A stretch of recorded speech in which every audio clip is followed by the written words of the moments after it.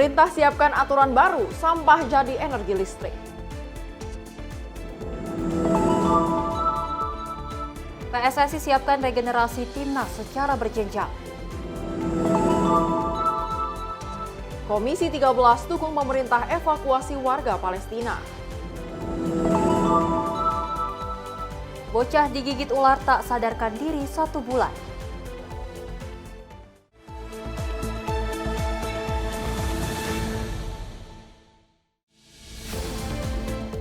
Halo, selamat malam pemirsa. Selain 5 informasi tadi, selama 2 jam ke depan kami akan masih memberikan informasi menarik lainnya, terutama dari agenda Kabinet Merah Putih. Selain itu pemirsa, kami akan menghadirkan informasi seputar peristiwa dan juga olahraga. Bersama saya Sally Sregar. Dan saya Priska Priscilla, inilah Menyapa Indonesia Malam untuk Anda.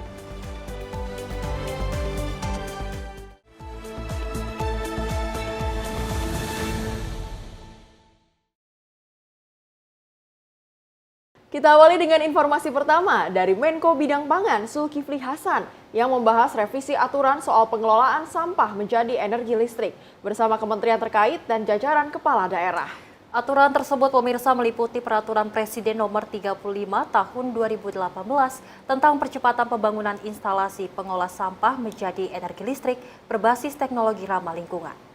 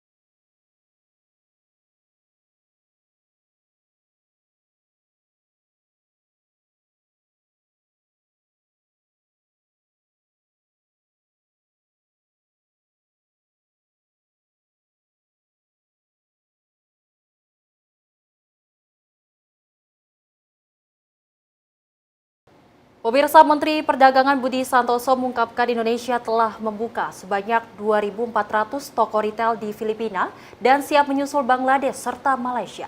Sejumlah toko retail tersebut berada di bawah naungan Asosiasi Pengusaha Retail Indonesia atau APRindo yang sebagian besar produknya merupakan impor dari dalam negeri.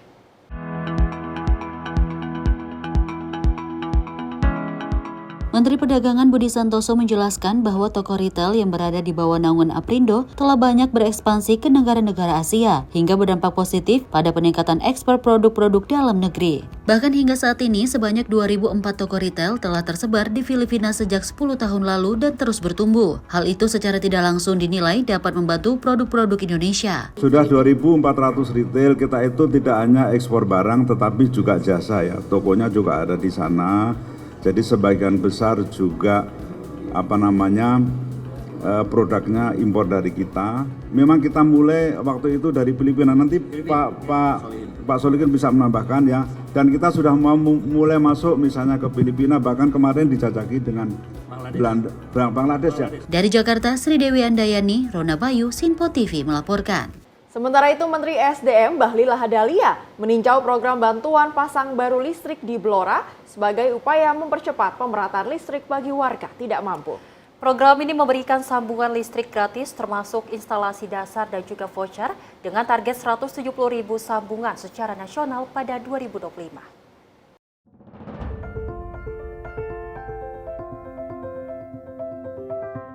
Menteri ESDM Bahlil Lahadalia meninjau langsung pelaksanaan program bantuan pasang baru listrik di Kabupaten Blora, Jawa Tengah pada Kamis 17 Juli 2025. Kunjungan ini merupakan bagian dari upaya pemerintah dalam mempercepat pemerataan akses listrik bagi masyarakat tidak mampu, terutama di wilayah pedesaan yang belum sepenuhnya teraliri listrik. Dalam tinjauannya, Menteri Bahlil menegaskan bahwa program BPBL merupakan tindak lanjut dari arahan Presiden RI Prabowo Subianto dalam mewujudkan elektrifikasi menyeluruh hingga ke dusun dan kelurahan. Program ini memberikan sambungan listrik gratis kepada rumah tangga tidak mampu dengan dukungan dari APBN dan kerjasama dengan PT PLN Persero. Layanan yang diberikan mencakup pemasangan KWH meter, instalasi rumah tangga hingga penerangan dasar. Saya kesini juga untuk mengecek arahan Bapak Presiden, Pak Prabowo, untuk memastikan seluruh dusun dan desa atau kelurahan harus punya listrik. Saya bersyukur di Jawa Tengah laporan dari PLN bahwa jaringan elektrifikasinya sudah sangat maksimal dan sekarang kita melakukan pengecekan terhadap beberapa rumah yang disambung langsung oleh pemerintah. Jadi ini sambung gratis, jaringannya sudah ada dan disambung gratis oleh pemerintah. Tetapi menurut saya perlu kita dengar dari masyarakat yang merasakan manfaat daripada pasang listrik gratis ini. Setiap rumah penerima BPBL akan mendapatkan 3 titik lampu, 1 kotak kontak, sertifikat laik operasi atau SLO, daya 900 VA, serta voucher listrik senilai Rp100.000. Salah satu warga Blora, Muhammad Taifur, menyampaikan rasa syukurnya karena kini hidupnya terasa lebih nyaman. Nyalur terus kan gak enak, Pak. Setelah saya dapat bantuan dari pemerintah, dari PLN, dari SDM dan Pak Prabowo, sangat bermanfaat sekali. Apalagi istri saya seorang penjahit. Oh iya, dapat listrik. Iya. Cukup tak ada listrik. Baik. Dan saya merasakan kayak mimpi, Pak. Sepanjang tahun 2024, program ini telah menjangkau 155.429 rumah di seluruh Indonesia, termasuk 18.953 di Jawa Tengah. Untuk tahun 2025, alokasi nasional direncanakan mencapai 170.000 sambungan, dengan 21.500 diantaranya untuk Jawa Tengah. Tim redaksi Sinpo TV melaporkan. Informasi lainnya pemirsa, di mana Kapolri Jenderal Polisi Listio Sigit Prabowo memberikan pembekalan kepada 2.000 calon perwira remaja TNI Polri di Mabes TNI Cilangkap, Jakarta Timur. Dalam pembekalannya, Kapolri menekankan pentingnya sinergi TNI Polri dalam menghadapi berbagai tantangan bangsa ke depan. Sebanyak 2.000 calon perwira remaja TNI Polri mengikuti pembekalan yang disampaikan langsung oleh Kapolri Jenderal Polisi Listio Sigit Prabowo di Mabes TNI Cilangkap, Jakarta Timur pada Jumat pagi. Ribuan capaja terdiri dari 827 capaja matra darat, 443 capaja matra laut, 293 capaja matra udara, dan 447 capaja Polri yang akan dikukuhkan melalui upacara prasetya perwira pada 23 Juli mendatang di Istana Merdeka, Jakarta.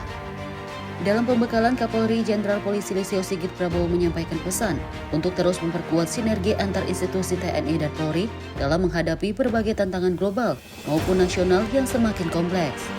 Listio menegaskan bahwa sinergi menjadi modal utama untuk menjaga stabilitas dan keutuhan negara Kesatuan Republik Indonesia. Diketahui pembekalan calon perwira remaja turut dihadiri sejumlah pejabat utama Polri, diantaranya Irwasum, Kadem Diklat, ASSDM, Kadif Propam, dan Kadif Humas Polri. Dari Jakarta, tim Sinpo TV melaporkan.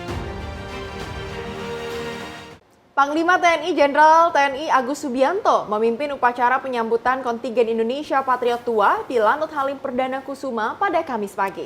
Sebanyak 451 personil kembali ke tanah air setelah sukses mengikuti parade militer Bastille Day atau Hari Nasional Prancis di Paris.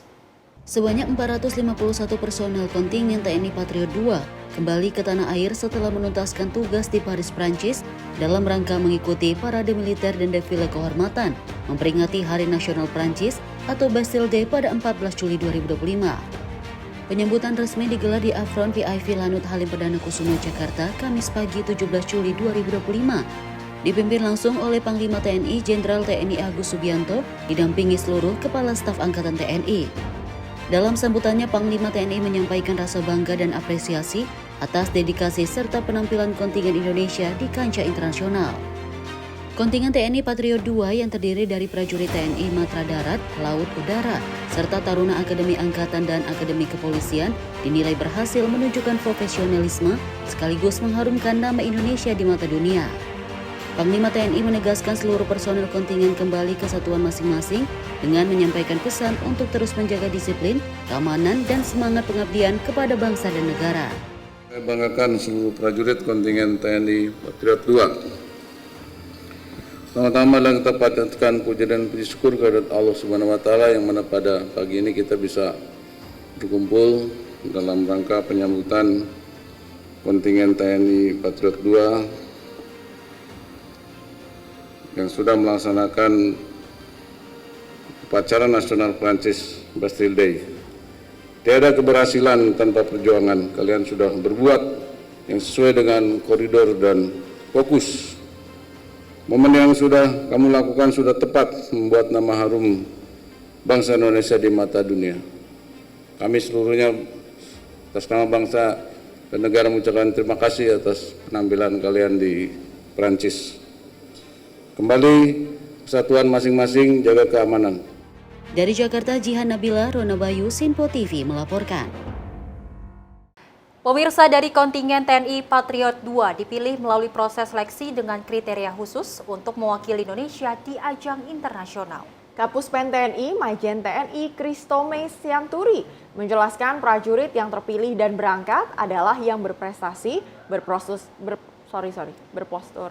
Kapuspen TNI Majen TNI Kristome Sianturi mengungkapkan, setiap prajurit yang ditugaskan dalam kontingen TNI Patriot 2 telah melalui tahap seleksi ketat dengan kriteria khusus. Kristome menjelaskan prajurit yang terpilih harus memiliki postur tubuh ideal dengan tinggi badan minimal 178 cm, penampilan baik, serta bebas dari masalah hukum atau catatan pelanggaran.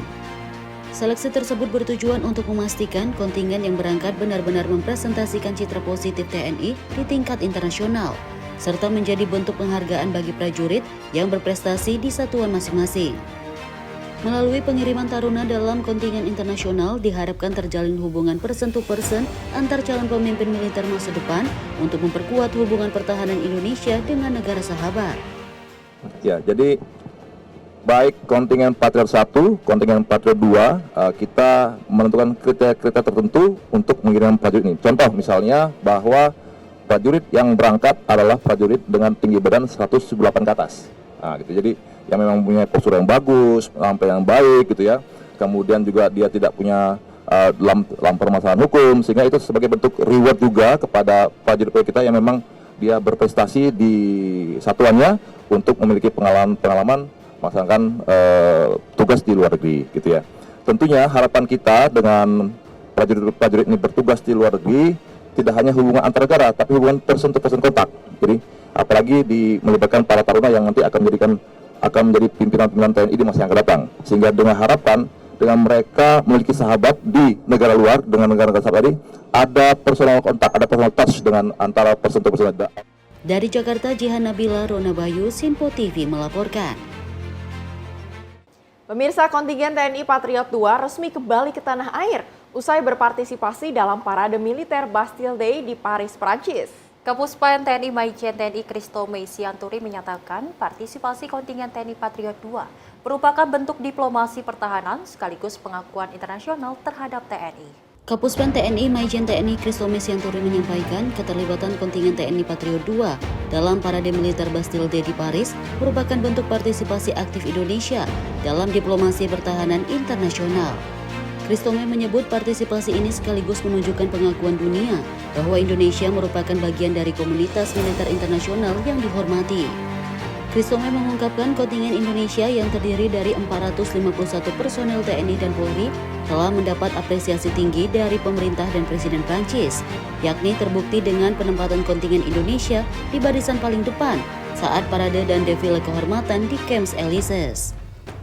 Kita melaksanakan upacara penerimaan kembali kontingen Patriot 2. Ya, kontingen Patriot 2 ini merupakan partisipasi TNI atau partisipasi Indonesia di dalam rangka peringatan Hari Besar Negara Prancis di Hari Bastille Day tanggal 14 Juli 2025 yang kemarin, yang dihadiri juga langsung oleh Bapak Presiden Prabowo. Ini merupakan kali kedua partisipasi TNI dalam acara event besar Negara Sahabat. Setelah pada tanggal 26 Januari 2025 kemarin, TNI juga terlibat dalam Indian National Day di New Delhi, dan sekarang tanggal 14 Juli 2025 TNI kembali terlibat di acara Bastille Day di Prancis. Jumlah kontingen itu ada 451, terdiri dari 262 prajurit TNI dan 189 drum band gabungan Akademi TNI dan Polri. Ya. Jadi ini merupakan bentuk partisipasi atau dalam rangka diplomasi pertahanan Indonesia dan sebagai pengakuan bahwa Indonesia adalah bagian dari komunitas militer internasional. Demikian rekan-rekan, ada pertanyaan? Prancis sendiri dan Presiden atas penampilan dari teman-teman ini seperti apa Pak? Tentunya apresiasi dari negara sahabat, dari Presiden negara sahabat kepada atau pada penampilan TNI dan Polri dalam kegiatan kemarin di Bastille Day ini adalah sangat positif, bangga. Ini terbukti bahwa kontingen Indonesia diletakkan di barisan paling depan. Sama seperti ketika India diletakkan di barisan paling depan. Diketahui keikutsertaan pada acara Bastille Day menjadi kali kedua bagi TNI di ajang militer internasional setelah sebelumnya terlibat dalam parade Indian National Day di New Delhi. Dari Jakarta, Cihan Nabila Ronabayu, Sinpo TV melaporkan. Kita beralih ke informasi lainnya pemirsa, di mana Wakil Presiden Gibran Rakabuming Raka meresmikan kantor pusat Senkom Mitra Polri di Jakarta Timur sebagai upaya memperkuat peran masyarakat dalam menjaga ketertiban dan juga keamanan. Ia menegaskan pentingnya kolaborasi antara Senkom dan juga Polri dalam menghadapi tantangan keamanan nasional. 3, 2, 1. Berikan tepuk tangan yang meriah. Dengan demikian, gedung kantor pusat Senkom Mitra Polri telah diresmikan.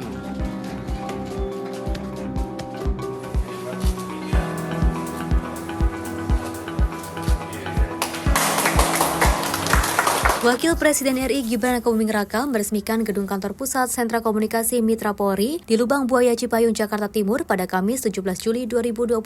Peresmian ditandai dengan penandatanganan prasasti dan juga dihadiri oleh 750 anggota Senkom. Acara ini juga disiarkan secara daring ke seluruh Polda, Polres, dan Polresta di 38 provinsi sebagai bentuk penguatan sinergi nasional. Dalam sambutannya menyampaikan pembangunan kantor pusat ini bukan sekedar menghadirkan fasilitas fisik, tapi juga menjadi simbol semangat baru dalam membangun solidaritas dan kolaborasi antar warga dan aparat. Gibran juga mengapresiasi partisipasi anggota Senkom dalam defile perayaan Hari Bayangkara ke-79 sebagai bentuk keterlibatan nyata dalam kegiatan nasional. Gibran menekankan pentingnya kerjasama antara Polri dan masyarakat, terutama mengingat tantangan geografis Indonesia sebagai negara kepulauan yang luas dan beragam. Ia menyebut peran organisasi seperti Senkom sangat strategis dalam mendeteksi potensi gangguan keamanan sejak dini dan mendukung upaya Polri menjaga stabilitas nasional. Gibran pun berharap gedung baru ini dapat dimanfaatkan secara optimal untuk memperkuat peran Senkom dalam menjaga keamanan dan ketertiban masyarakat. Pertama-tama saya ucapkan selamat atas selesainya pembangunan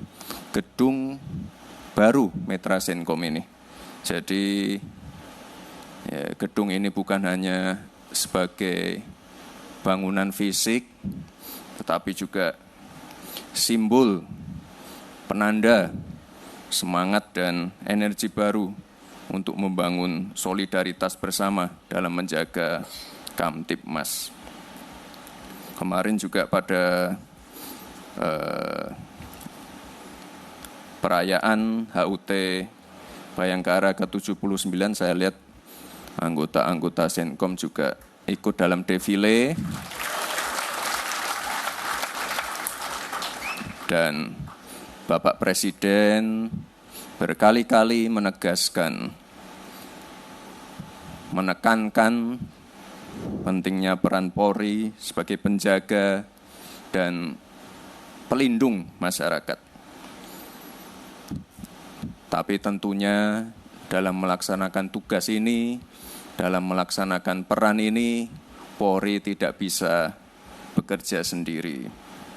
Apalagi Indonesia ini negara kepulauan, lebih dari 17.000 pulau, dan kondisi geografis ini menjadi tantangan tersendiri untuk Polri. Di sisi lain, masyarakat Indonesia juga adalah masyarakat yang majemuk, terdiri dari banyak suku, adat istiadat, agama, budaya, bahasa. Ya, kompleksitas inilah yang membuat Polri harus menjalin kolaborasi aktif dengan seluruh elemen bangsa. Ya, salah satunya dengan Senkom. Menutup pidatonya, Gibran menegaskan bahwa keterlibatan masyarakat seperti Senkom adalah bagian penting dari sistem keamanan nasional yang inklusif dan juga kolaboratif. Tim redaksi Simpo TV melaporkan. Pemirsa, diplomasi tak hanya dijalankan oleh eksekutif, tetapi juga oleh parlemen. Komisi antar parlemen seperti BKSAP DPR RI terus memainkan peran strategis dalam mempererat hubungan Indonesia dengan dunia internasional. Pada Kamis 17 Juli 2025, pemirsa, BKSAP menggelar 2 agenda penting, yakni Kopi Parlemen bersama Duta Besar Uni Eropa dan Courtesy Call dengan CDA Kedutaan Besar Qatar. Keduanya menjadi ajang memperkuat hubungan bilateral dan juga membahas isu-isu strategis antar negara.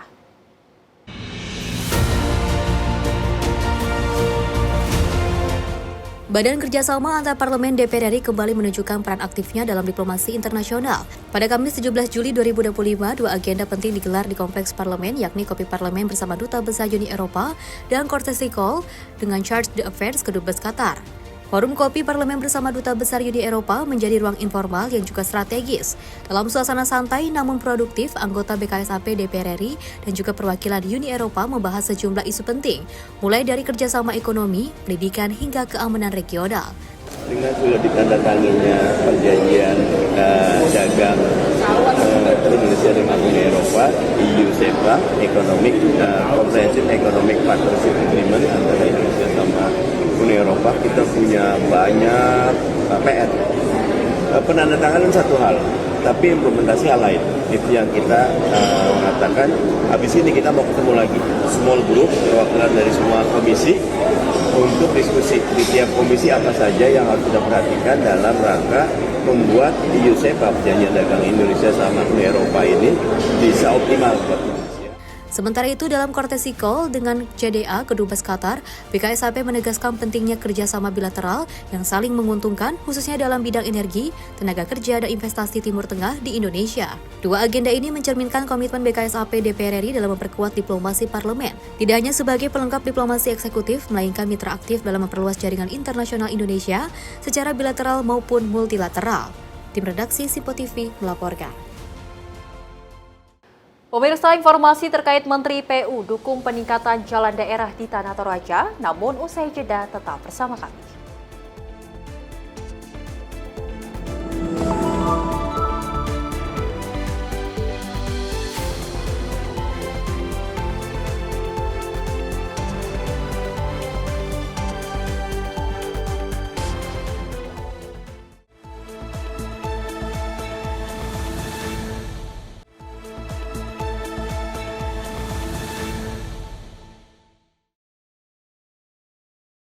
Terima kasih pemirsa, Anda masih bersama kami di Menyapa Indonesia Malam. Informasi berikutnya dari Ketua Umum PSSI, Erick Thohir, yang menyampaikan bahwa strategi jangka panjang untuk timnas Indonesia salah satunya ialah membangun regenerasi melalui talent pool berjenjang dari U17, U20 hingga U23 untuk melapisi tim senior.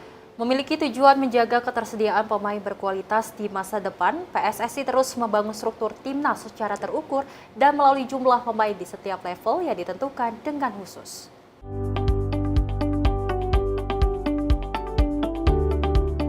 Dalam acara National Coaching Conference bersama Menteri Pemuda dan Olahraga, Erick Thohir menyampaikan mengenai strategi regenerasi timnas Indonesia. Erick mengungkapkan bahwa PSSI menggunakan struktur talent pool untuk menjaga stabilitas dan kekuatan tim nasional secara berkelanjutan. Jumlah pemain yang sedang disiapkan di setiap level tim nasional sepak bola Indonesia. Struktur ini bertujuan untuk menjamin kontinuitas pemain agar tidak bergantung pada satu generasi saja. U17, U20, U23 untuk melapis tim senior. Dan tujuannya tadi seperti yang dulu pernah saya bilang dari awal. Ya, kita harus memiliki talent pool yang di tim nasional senior harus 2x11, di U23 3x11, di U20 4x11, di U17 5x11. Sehingga secara total PSSI menyiapkan lebih dari 100 pemain dalam talent pool timnas Indonesia. Dengan diadakannya pembinaan secara terstruktur ini diharapkan menjadi dasar kuat untuk menghadapi kompetisi regional dan internasional. Dari Jakarta, Nadia Kusuma, juru kamera Mutia, Sinpo TV melaporkan. Dan dari Menteri Pekerjaan Umum Dodi Hanggodo menerima kunjungan Bupati Tanah Toraja Zadrak Tombek di kantor Kementerian Pekerjaan Umum Jakarta. Pertemuan ini membahas peningkatan kualitas infrastruktur, khususnya jalan daerah di Kabupaten Tanah Toraja, Sulawesi Selatan. Menteri Pekerjaan Umum Dodi Hanggodo menerima kunjungan Bupati Tanah Toraja Zadrak Tombek di kantor Kementerian PU Jakarta pada Kamis 17 Juli 2025. Pertemuan ini membahas peningkatan kualitas infrastruktur khususnya jalan daerah di Kabupaten Tanah Toraja, Sulawesi Selatan. Menteri Dodi menyampaikan komitmen Kementerian PU untuk mendukung preservasi maupun pembangunan jalan daerah baru di Tanah Toraja melalui pelaksanaan Instruksi Presiden Nomor 11 Tahun 2025 tentang percepatan peningkatan konektivitas jalan daerah untuk mendukung swasembada pangan dan energi. Bupati Tanah Toraja pun menyampaikan ucapan terima kasih atas kesediaan dan juga kesiapan Kementerian PU untuk membantu pengembangan infrastruktur di daerahnya. Di Jakarta, tim redaksi Sinpo TV melaporkan. Kembali dari Presiden Prabowo Subianto yang kembali ke tanah air usai kunjungan luar negeri selama 15 hari dengan membawa hasil diplomasi termasuk investasi dan kerjasama strategis. Dan Prabowo Subianto mengunjungi Arab Saudi, Brazil, Belgia, Inggris dan juga Prancis untuk memperkuat hubungan bilateral serta membahas isu perdagangan, lingkungan dan juga pertahanan.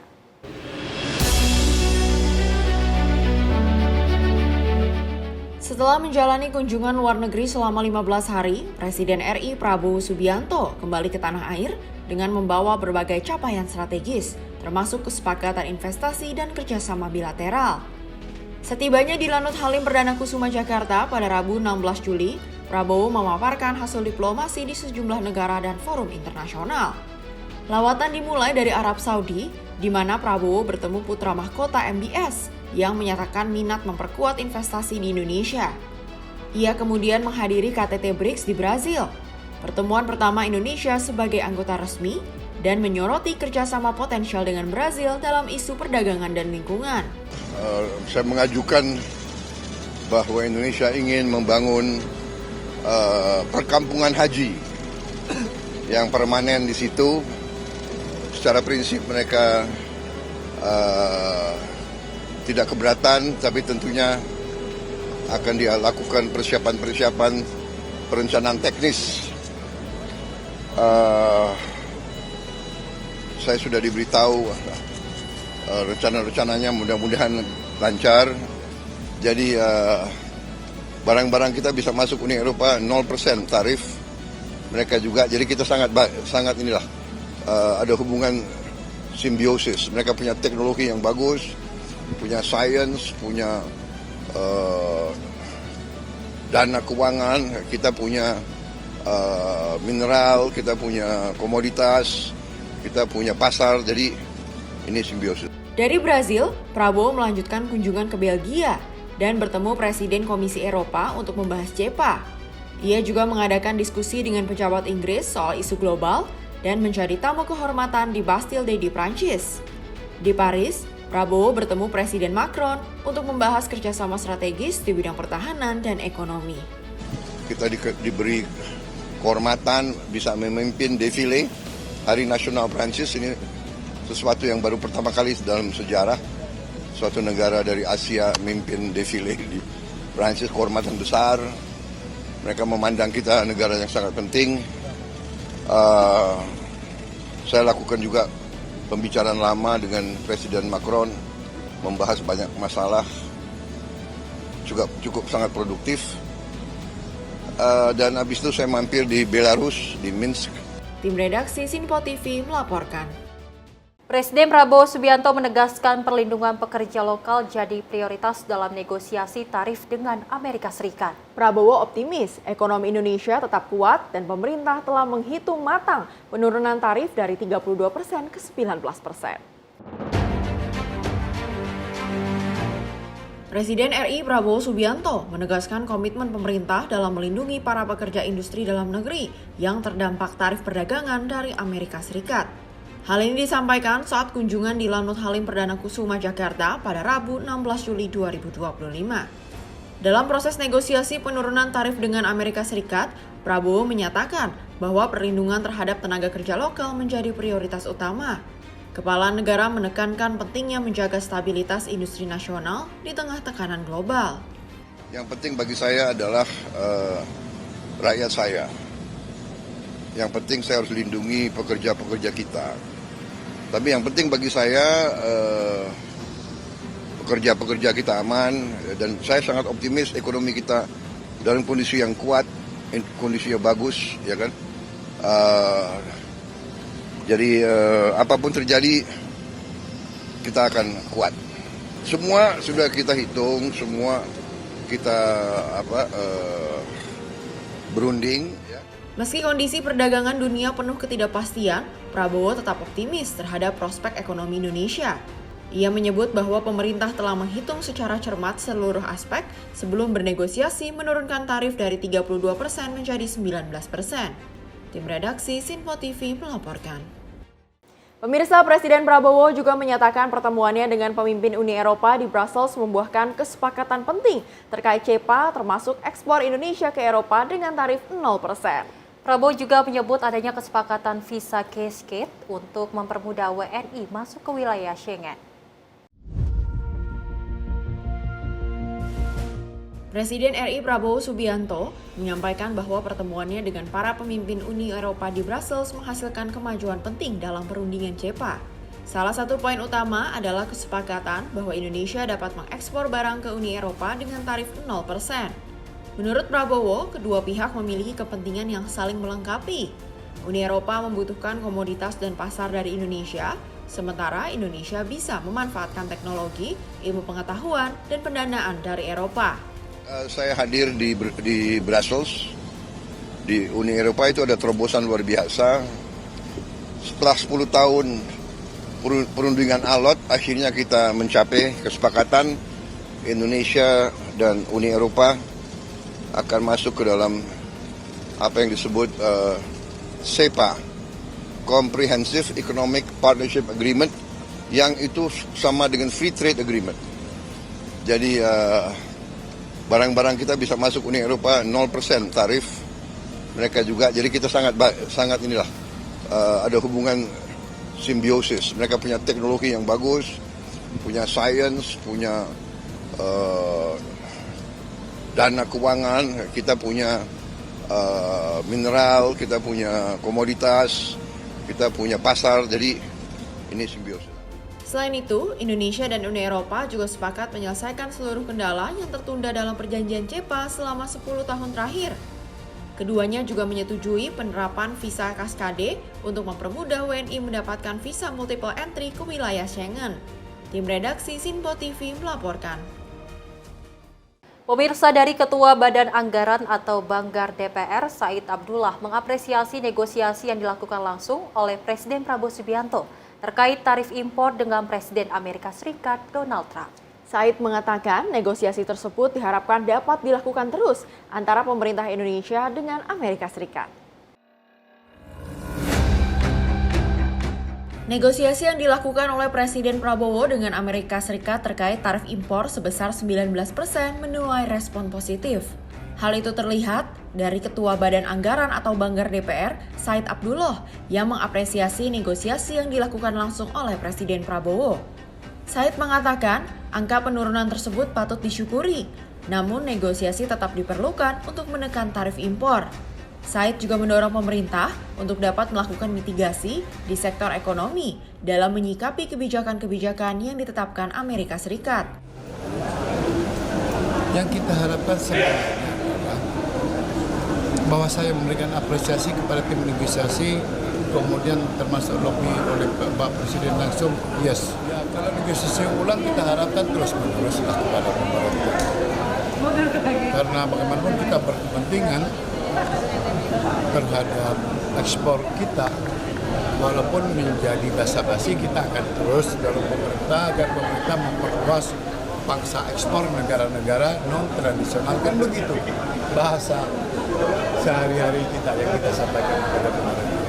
Ancaman secara tidak langsung tidak, karena kita Banggar dan pemerintah sudah sepakat untuk membuat mitigasi. Karena mitigasinya kan harus disiapkan. Apapun yang terjadi dengan tarif sepihak, kan kita harus punya mitigasi. Desain kebijakannya seperti ke depan, kita sudah minta ke pemerintah untuk segera membuat itu. Dari Jakarta, Farizal Davariskiano, Sinpo TV melaporkan. Sementara itu dari Wakil Menteri Sekretaris Negara, Juri Ardiantoro, merespon perihal bahwa Amerika Serikat mendapatkan full akses dari Indonesia setelah melakukan kesepakatan terkait tarif impor. Juri mengatakan bahwa seluruh kementerian dan juga lembaga Kabinet Merah Putih akan menindaklanjuti implementasi kesepakatan tersebut. Pemerintah Indonesia dengan pemerintah Amerika Serikat telah melalui kesepakatan terkait tarif impor. Kesepakatan tersebut setelah melakukan negosiasi yang sebelumnya tarif impor sebesar 32% menjadi 19%. Namun penurunan tarif itu dilakukan dengan beberapa syarat dari Amerika Serikat, seperti Indonesia harus membeli pesawat Boeing hingga Indonesia diharuskan mengimpor pertanian. Oleh karena itu, menyikapi hal ini, kementerian maupun lembaga Kabinet Merah Putih akan mencermati dan menindaklanjuti dari kesepakatan kedua negara. Ya kan, Pak Presiden baru saja tiba di tanah air ya, dan tentu dan kita tahu semua sudah membaca banyak sekali hasil yang diperoleh dari lawatan ke beberapa negara di luar negeri oleh Pak Presiden, dan Pak Presiden juga sudah menyampaikan keberhasilan di dalam negosiasi dengan Amerika Serikat terkait dengan penerapan tarif ya, dan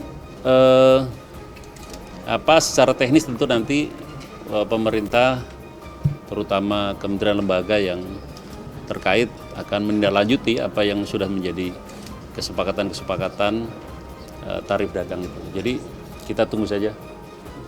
Berarti belum tahu ya Pak, maksudnya dari full akses Amerika ke Indonesia itu apa Pak? Yang dibicarakan oleh Presiden Trump kemarin. Ya itu kan kita tunggu saja nanti detailnya ya, apa yang dimaksud dengan full access dan kira-kira apa yang menjadi kebijakan kita setelah ini. Enggak Pak, Presiden akan bertemu dengan Pak Donald Trump lagi nih Pak. Ini apakah akan ada negosiasi lagi untuk turunin dari 19% ini Pak? Ya kita lihat aja nanti perkembangan dari implementasi dari tarif yang sudah diputuskan, yang sudah disepakati. Pasti namanya dagang pasti ada ada dinamika seperti apa nanti implementasinya. Dari Jakarta, Farizal Davariskiano, Sinpo TV melaporkan. Pemirsa, dari Menteri Perdagangan Budi Santoso mengungkapkan pengenaan tarif Indonesia ke Amerika Serikat sebesar 19% dapat memberikan dua keuntungan bagi Indonesia. Menurutnya, kesempatan Indonesia untuk melakukan ekspor ke Amerika justru semakin besar, sehingga perlu dimanfaatkan dengan baik.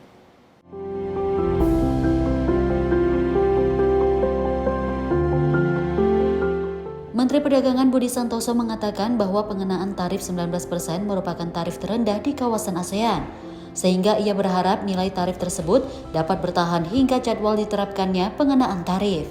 Menurutnya ada dua keuntungan yang didapat oleh Indonesia dari pengenaan tarif tersebut. Pertama, daya saing akan semakin meningkat, dan kedua, kesempatan untuk ekspor ke Amerika akan semakin besar. Selain itu, pengenaan tarif 19% untuk Indonesia merupakan yang terendah di kawasan ASEAN, sehingga keuntungan itu dinilai dapat menarik investasi asing untuk datang ke Indonesia. Ya kalau misalnya ini kan 19%, kalau dari ASEAN kan selama ini masih paling rendah ya. Mudah-mudahan terus seperti itu sampai tanggal 1 Agustus. Otomatis kan begini, kalau dulu kita bersaing ekspor ke Amerika itu kan dengan tarif yang sama ya. Sekarang berarti kita mempunyai kelebihan. Kalau kita mempunyai kelebihan kan berarti ini bisa menarik investasi asing datang. Investasi asing datang ke Indonesia untuk bisa ekspor ke Amerika gitu. Jadi ini ada dua yang kita dapatkan, investasi masuk, dan yang kedua ekspor kita meningkat. Jadi daya saing kita juga semakin meningkat, kesempatan untuk ekspor ke Amerika justru sekarang semakin besar ya. Jadi kita manfaatkan dengan sebaik-baiknya. Dari Jakarta, Sri Dewi Andayani, Ronda Bayu, Simpo TV melaporkan.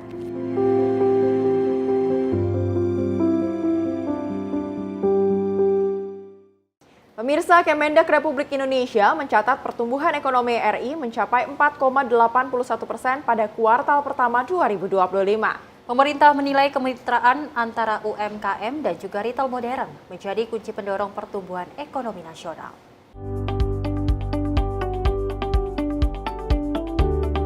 Menteri Perdagangan Republik Indonesia Budi Santoso menyebutkan pertumbuhan ekonomi Indonesia di kuartal pertama tercatat 4,87%. Di antaranya terdapat dari sektor perdagangan dan pendidikan dengan menyumbang 13,22% dari total PDB. Sementara untuk konsumsi rumah tangga mendominasi lebih dari 54%, pemerintah menargetkan peningkatan pertumbuhan pada kuartal berikutnya, yakni salah satunya melalui program integritas UMKM ke retail modern dan ekspor. Kita tentu berharap pertumbuhan pada kuartal kedua nanti dapat melampaui.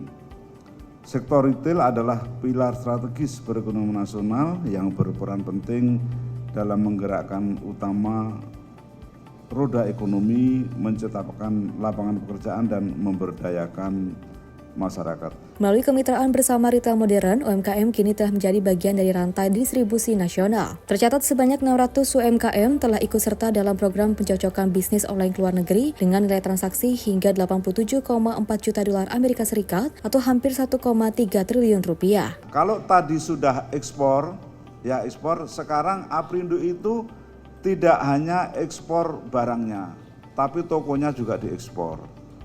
Ya, jadi Aprindo sudah mempunyai banyak toko di Filipina, Pak ya. Jadi 2.400 toko di Filipina, Pak ya.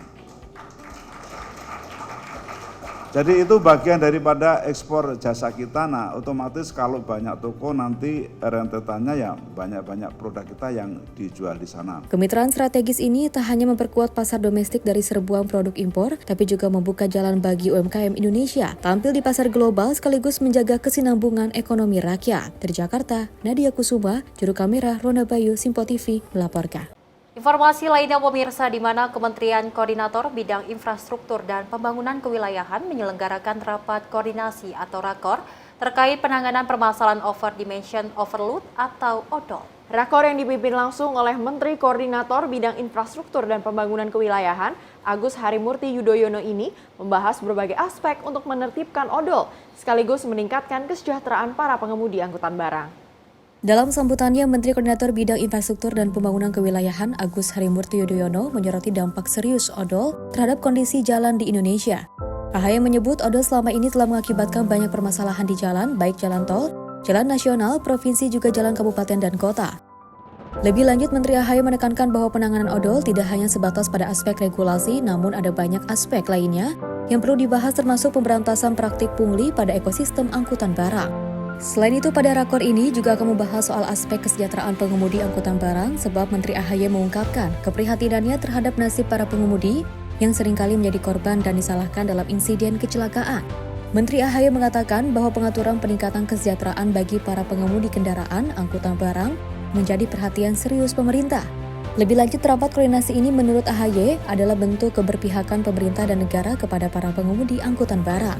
Sekalian kita tahu bahwa ODOL selama ini telah mengakibatkan banyak permasalahan di jalan, baik jalan tol, jalan nasional, provinsi, juga jalan kabupaten kota, yang kita harapkan sekali lagi kita bisa tertibkan.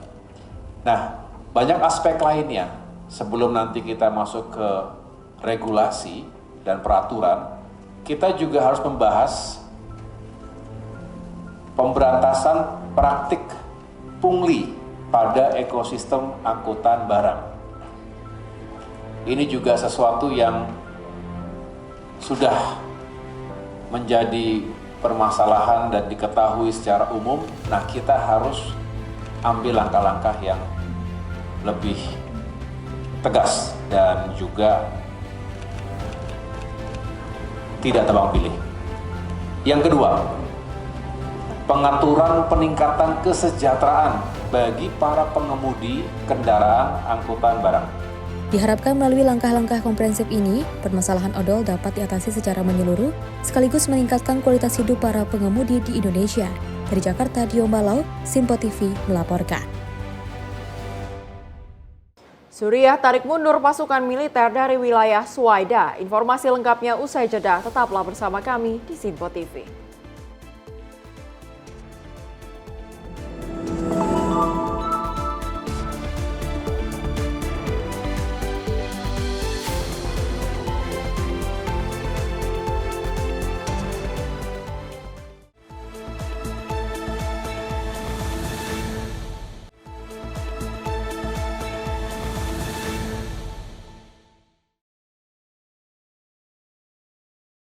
Terima kasih pemirsa, Anda masih menyaksikan Menyapa Indonesia Malam. Informasi kita lanjutkan di mana menyusul kesepakatan gencatan senjata antara pemerintah Suriah dan kelompok Druze, militer Suriah menarik mundur keberadaan pasukannya dari kawasan Suwaida. Adapun penarikan mundur ini terjadi usai serangan udara militer Israel sehari sebelum gencatan senjata resmi diumumkan.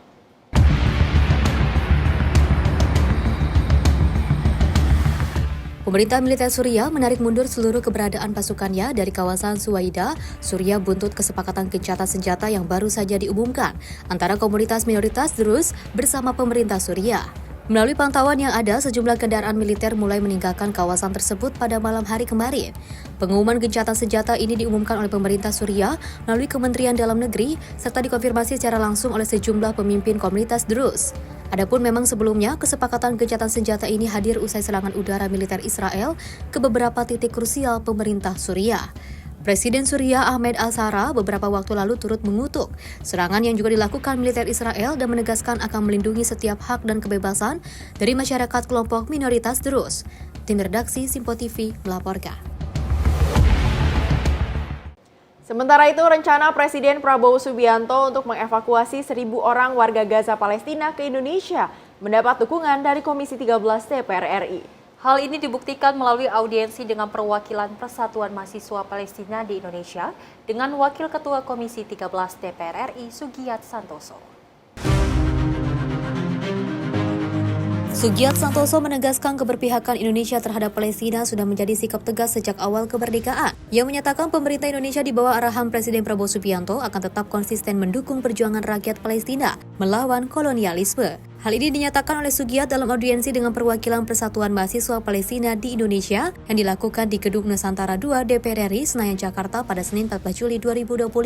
Dalam pertemuan tersebut, Sugiyat menyampaikan dukungan Komisi 13 terhadap rencana kebijakan Presiden Prabowo untuk mengevakuasi sementara sekitar 1.000 warga Palestina yang menjadi korban perang, terutama anak-anak yatim, korban luka, dan mereka yang sakit. Ia meminta agar rencana ini segera dikonkretkan melalui koordinasi antar kementerian. Komisi 13 kedatangan tamu dari pelajar mahasiswa Palestina yang di Indonesia. Tadi kita sudah melaksanakan audiensi dengan mereka. Ada dua aspirasi yang disampaikan. Yang pertama adalah menindaklanjuti rencana kebijakan Bapak Presiden Prabowo Subianto untuk mengevakuasi sekitar 1.000 rakyat Palestina yang menjadi korban perang untuk dievakuasi sementara. Kalau nanti evakuasi itu bisa dilaksanakan secara konkret, mereka berharap yang menjadi prioritas adalah keluarga dari para pelajar mahasiswa Palestina yang di Indonesia. Saya pikir ini usulan yang sangat bagus supaya bisa mempermudah adaptasi ketika nanti evakuasi berjalan kan. Komisi 13 mendukung itu dan kita akan memperjuangkan itu, berkolaborasi, berkoordinasi dengan kementerian terkait supaya rencana kebijakan Bapak Presiden itu bisa dilaksanakan dalam tempo yang secepat-cepatnya. Yang kedua, ada juga aspirasi dari pelajar mahasiswa Palestina Indonesia terkait dengan pengurusan izin tinggal mereka ketika mereka masih status pelajar mahasiswa yang studi di Indonesia tapi izin tinggalnya sudah mau habis atau sudah habis. Komisi 13 akan membantu mendukung bagaimana izin tinggal ini bisa didapat dengan mudah dan lancar. Nanti kami akan berkoordinasi dengan Kementerian Imigrasi dan Pemasyarakatan. Kami tadi juga sudah minta data kepada kawan-kawan pelajar mahasiswa Palestina di Indonesia supaya kita dikasih data mana-mana yang izin tinggalnya sudah habis. Nanti kita akan bantu di Kementerian Imigrasi dan Pemasyarakatan. Hal ini menunjukkan semangat keberpihakan Indonesia terhadap perjuangan Palestina yang memberikan kemudahan keimigrasian dan akses pendidikan. Tim redaksi Simpo TV melaporkan. Pemirsa, dari Presiden Prabowo Subianto resmi menuntaskan perjanjian Ayu Cepa yang telah dibahas selama 10 tahun terakhir. Hasil kunjungan luar negeri Presiden Prabowo disebut membawa banyak dampak positif dan konkret bagi bangsa dan rakyat Indonesia. Presiden Prabowo Subianto resmi menyelesaikan rangkaian kunjungan kerja ke sejumlah negara mitra strategis dan telah kembali ke tanah air. Dalam lawatan tersebut, salah satu capaian utama yang dibawa pulang Presiden Prabowo adalah penuntasan perjanjian Indonesia-European Union Comprehensive Economic Partnership Agreement atau AEU CEPA. Perjanjian yang telah melalui proses negosiasi selama lebih dari 10 tahun tersebut diharapkan menjadi tonggak sejarah baru bagi hubungan ekonomi Indonesia dan Uni Eropa. Lewat AEU CEPA, Indonesia berpeluang meningkatkan akses pasar ekspor ke negara-negara Uni Eropa, menarik lebih banyak investasi asing, serta memperkuat posisi industri nasional di pasar global. Adapun pemerintah optimis implementasi perjanjian ini akan memberikan dampak langsung terhadap pembangunan ekonomi nasional dan peningkatan kesejahteraan rakyat. Presiden sudah menuntaskan perjalanan keliling luar negeri dan menghasilkan banyak sekali hal-hal positif dan konkret bagi bangsa dan rakyat Indonesia. Di antaranya perjanjian IEU CEPA yang mungkin sudah kita lakukan dengan jangka waktu yang sangat panjang, 10 tahun, di masa Presiden Prabowo berhasil dituntaskan. Dari Jakarta, Jihan Nabila, Mutia Anggiani, Simpo TV melaporkan. Pemirsa, dengan Presiden Prabowo Subianto yang resmi menuntaskan perjanjian Indonesia-European Union Comprehensive Economic Partnership Agreement yang telah dibahas selama lebih dari 10 tahun. Kepala Kantor Kepresidenan Hasan Nasbi menyatakan perjanjian ini diperkirakan mampu meningkatkan kinerja ekspor hingga 50% dan memperkuat industri nasional. Dalam konferensi persnya, Kepala Kantor Kepresidenan Hasan Nasbi menyampaikan bahwa proses penyelesaian perjanjian AEU CEPA membutuhkan waktu panjang dan negosiasi yang tidak mudah. Menurutnya, setiap negara membawa kepentingan nasional masing-masing, sehingga detail perjanjian membutuhkan pembahasan secara mendalam. Hasan mengungkapkan dengan disepakatinya AEU CEPA, pemerintah optimis akses pasar produk Indonesia ke Eropa akan terbuka lebih luas, terutama melalui fasilitas bebas tarif untuk sebagian besar produk ekspor. Tak hanya itu, Hasan menuturkan bahwa peningkatan tersebut diharapkan berdampak langsung terhadap kemajuan industri nasional serta memperluas lapangan kerja bagi masyarakat. Jadi memang perjanjian-perjanjian strategic partnership seperti ini memang tidak mudah dan butuh waktu yang panjang. Hampir semua CEPA itu butuh waktu yang panjang. Mungkin bukan persoalan kendala, tapi memang ketika mendetailkan perjanjian kerjasama bagaimanapun kan membawa kepentingan nasional masing-masing. Kalau dengan EU juga mereka juga punya kepentingan mereka sendiri, kita juga punya kepentingan kita sendiri. Nah, bernegosiasi itu cukup alot, termasuk juga konstelasi global. Ya, kita kan perlu juga mencari pasar baru, kerjasama baru, investasi baru di samping yang selama ini sudah ada. Nah, dengan adanya ini, berdasarkan perhitungan dari Kementerian Koordinator Perekonomian, mungkin nanti sebagian besar produk kita masuk ke Eropa itu dengan bebas tarif, sebagian besar. Dan kemungkinan besar ekspor kita bisa meningkat 50%. berdasarkan perhitungan dari Kemenko Perekonomian bisa meningkat 50%. Kalau ekspor meningkat 50%, itu artinya kan kinerja industri dalam negeri kan juga meningkat. Dan kalau kinerja industri meningkat, artinya kan serapan tenaga kerja juga akan banyak. Dari Jakarta, Jihan Nabila, Mutia Anggiani, Sinpo TV melaporkan.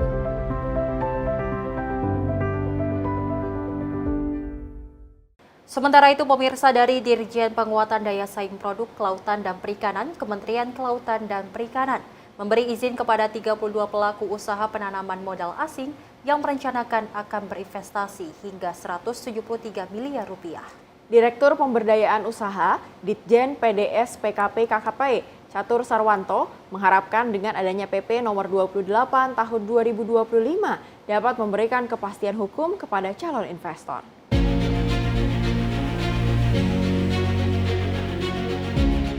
Direktur Pemberdayaan Usaha Ditjen PDSPKP Kementerian Kelautan dan Perikanan Catur Sarwanto dalam agenda Bincang Bahari pada Rabu siang memberikan izin kepada 32 pelaku usaha perikanan. Proses perizinan baru yang telah diberikan oleh Kementerian Kelautan dan Perikanan tersebut menaikkan minat investasi 32 pelaku usaha penanaman modal asing senilai 173 miliar rupiah. Lebih lanjut, Catur berharap dengan adanya peraturan pemerintah nomor 28 tahun 2025 tentang penyelenggaraan perizinan berusaha berbasis resiko dapat memberikan kepastian hukum kepada calon-calon investor berpotensial. Rencana bisnis dan yang akan dimasukkan oleh para pelaku PMA itu sebesar 173 miliar rupiah untuk 32 untuk melakukan untuk proses perizinan baru. Jadi investasi baru yang akan menginvestasikan di sini. Tentu kan ada proses lebih lanjut ya untuk proses. Berarti itu dari asing kan Pak ya? Asing ya. Dari Jakarta, Dio Malau, Sinpo TV melaporkan. Informasi lainnya mengenai masa pengenalan lingkungan sekolah. Komisioner Ombudsman Republik Indonesia memantau langsung pelaksanaan sekolah rakyat menengah atas 10 margaguna di kawasan Pondok Indah, Jakarta Selatan. Dan Ombudsman mengapresiasi program perluasan akses pendidikan khususnya bagi masyarakat yang belum terwadahi dalam sistem pendidikan formal.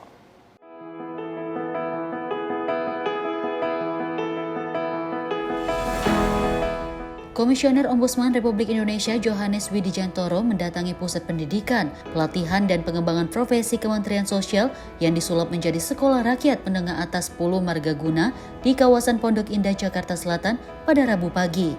Kedatangan Johannes Widijantoro untuk meninjau langsung pelaksanaan sekolah rakyat yang merupakan salah satu program Presiden Prabowo Subianto.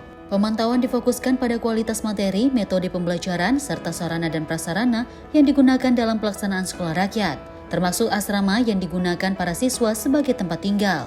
Menurut Johannes Widijantoro, peninjauan ini juga untuk memastikan program sekolah rakyat berjalan sesuai dengan standar pelayanan publik, sekaligus mendukung perluasan akses pendidikan bagi kelompok masyarakat rentan. Johannes menekankan pentingnya program ini sebagai langkah strategis untuk meningkatkan kapasitas masyarakat, terutama kelompok rentan, agar lebih berdaya dan memiliki akses yang setara terhadap pelayanan publik. Komisioner Ombudsman ini mengapresiasi upaya pemerintah dalam mengimplementasikan semua hal yang digagas dalam program sekolah rakyat. Kesiapan dan bulan ini juga ini sudah dimulai dan kami ingin melihat secara langsung di tempat ini sejauh mana yang sudah ada, yang sedang disiapkan dan perencanaan ke depan. Dan tadi Pak Kapus, Bu Kepala Sekolah juga sudah sampaikan banyak hal, kita sudah mendiskusikan ya terkait dengan perencanaan, terkait dengan hal-hal yang ingin diimplementasikan ya dalam sekolah rakyat ini. Sebanyak 100 siswa yang mayoritas berasal dari keluarga kurang mampu ini menempuh pendidikan setingkat SMA dengan berbagai fasilitas pendidikan yang mereka dapatkan secara cuma-cuma. Masa pengenalan lingkungan sekolah para siswa dibekali dengan beragam kegiatan pengembangan diri hingga pelatihan disiplin. Namun tetap ada saja cerita menarik selama para siswa ini menempuh pendidikan di sekolah rakyat yang digagas oleh Presiden Prabowo Subianto ini. Salah satunya rasa rindu akan rumahnya atau homesick. Namun hal itu dapat diatasi dengan kehadiran para wali asuh. Jumlah murid kami di SR MA 10 Margaguna ini ada 100, laki-lakinya 56, perempuannya 44. Murid kami semuanya berasal dari Jakarta Selatan. Kategorinya masuk desil 1 dan desil 2 yang terdata di DTSN. Ada beberapa kendala tentunya ada ya, namun yang saya hadapi itu masih skala ringan gitu ya. Terus selama 3 hari ini terpantau anak-anak itu senang gitu ketika diajak ngobrol, gimana di sini, senang nggak? Senang Bu gitu. Sebagai program pemerintah, Sekolah Rakyat tak sekedar membina anak untuk berprestasi di bidang akademik, tapi juga membekali mereka agar tangguh dan siap bersaing di masa depan. Melalui pendidikan berbasis asrama, Sekolah Rakyat diharapkan menjadi salah satu upaya nyata memutus mata rantai kemiskinan. Program Sekolah Rakyat tak hanya memberikan peluang pendidikan bagi anak-anak prasejahtera, tapi juga menjadi bentuk kepedulian negara dalam menciptakan kesetaraan akses pendidikan bagi semua lapisan masyarakat. Dari Jakarta, kontributor Sinpo TV melaporkan.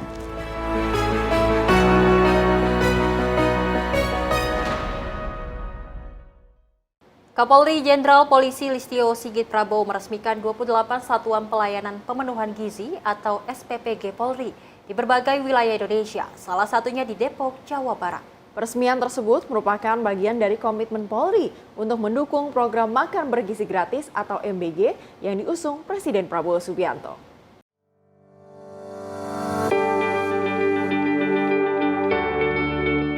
Kapolri Jenderal Polisi Listio Sigit Prabowo hadir langsung dalam peresmian simbolis 28 SPPG Polri, salah satunya yang berlokasi di SPPG Kobrimob Polri Kelapa II Depok, Jawa Barat pada Kamis 17 Juli 2025. Listio menegaskan bahwa seluruh dapur SPPG Polri wajib memperhatikan quality control, khususnya food security, agar makanan yang didistribusikan kepada penerima manfaat dapat terjaga keamanan dan kebersihannya. Listio berharap peresmian SPPG Polri dapat memberikan manfaat kepada 96.000 orang serta membuka lapangan kerja bagi 1.300 orang di sekitar lokasi SPPG.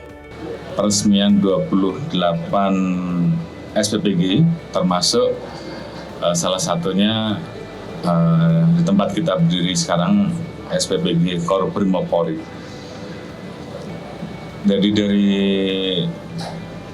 kegiatan yang kita laksanakan hari ini, tentunya kita harapkan 28 SPPG ini bisa mengcover 96.000 penerima manfaat dan membuka lapangan pekerjaan bagi masyarakat di sekitar SPPG sekitar 1.300 orang. Mungkin perlu juga saya informasikan bahwa sampai saat ini Polri terus mendukung penuh program makan bergizi gratis dengan membangun sampai dengan saat ini baik yang sudah operasi, sedang dalam proses tahap verifikasi, dan dalam proses pembangunan total saat ini ada 195. Dan tentunya kita harapkan dari 195 ini juga bisa mengcover 682.500 penerima manfaat dan membuka lapangan pekerjaan bagi 9.750 orang. Hingga saat ini total sudah terbangun 195 SPPG Polri di seluruh Indonesia yang ditargetkan dapat melayani 682.000 penerima manfaat dan membuka pekerjaan bagi 9.750 orang. Dari Depok, Jawa Barat, Jihan Nabila Mutia Anggiani, Sinpo TV melaporkan. Sementara itu dari Ketua Komisi 4 DPR, Titik Soeharto, menyayangkan terkait adanya pengoplosan beras dengan kualitas beras premium yang dicampur dengan kualitas beras yang rendah. Dan Titik meminta kejadian tersebut harus segera diusut tuntas dan memberikan efek sanksi jera terhadap perusahaan-perusahaan yang nakal. Kasus pengoplosan beras kini menjadi perbincangan hangat setelah beredarnya berbagai merek beras di supermarket dan pasar tradisional. Menyoroti hal itu, Ketua Komisi 4 DPR, Titik Soeharto, menyayangkan atas kejadian terjadinya pengoplosan beras yang marak. Pasalnya berdasarkan hasil temuan Kementerian Pertanian dan Satgas Pangan, terdapat beras kualitas premium dicampur dengan beras yang berkualitas rendah. Titik pun menegaskan kejadian tersebut dapat segera diusut tuntas dan memberikan sanksi efek jera kepada perusahaan-perusahaan beras yang melakukan oplosan. Beras oplosan, tadi kita sudah mendapatkan laporan dari Menteri Pertanian. Intinya pokoknya kita minta supaya ini diusut tuntas ya, jangan sampai terjadi seperti ini. Kita ini mau lagi semangat-semangatnya urusan swasembada pangan, swasembada beras, tapi kok ini ditemukan ada beras oplosan dan tentunya ini merugikan masyarakat gitu ya. Yang mestinya berasnya kualitasnya rendah dicampur yang bagus jadi beras premium yang kayak gitu. Ini kami minta supaya Menteri Pertanian menindaklanjuti ini. Kalau memang ada yang nakal itu ada dari perusahaan, apalagi perusahaan-perusahaan besar itu supaya ditindak. Paling tidak dikasih efek jera supaya hal seperti ini tidak terulang kembali. Dari Jakarta, Fahrizal Ahmad Amin, Sinpo TV melaporkan. Pemirsa, merek makanan hewan ternama di Indonesia, Bolt, menggelar program perdananya Bolt Berkah untuk mempererat hubungan dengan pelanggan setia Bolt. Program ini beragendakan undian berhadiah mulai dari voucher belanja senilai Rp100.000, paket logam mulia, hingga hadiah utama paket umroh. Merek makanan hewan kesayangan asal Indonesia, Bolt, menggelar program perdana Bolt Berkah sebagai bentuk award kepada pelanggan Bolt. Dengan hadiah 80 voucher belanja senilai Rp100.000, 8 paket logam mulia, hingga hadiah utama 8 paket umroh gratis. Program ini ditujukan bagi seluruh pelanggan Bolt yang membeli produk Bolt kucing dan juga anjing. Dengan nominal pembelian Rp100.000, pelanggan akan mendapatkan 1 poin undian dari pembelian produk Bolt minimal Rp100.000 pada periode Maret hingga Juli 2025. Acara ini juga dihadiri perwakilan Kementerian Sosial Republik Indonesia, Dinas Sosial DKI Jakarta, Polsek Setiabudi, dan kawan-kawan Bolt. Hari ini merupakan momen yang sangat istimewa bagi kita semua karena kita bukan hanya berkumpul pada hari ini dengan suasana yang penuh sukacita dan penuh kebahagiaan, tapi juga kita sama-sama akan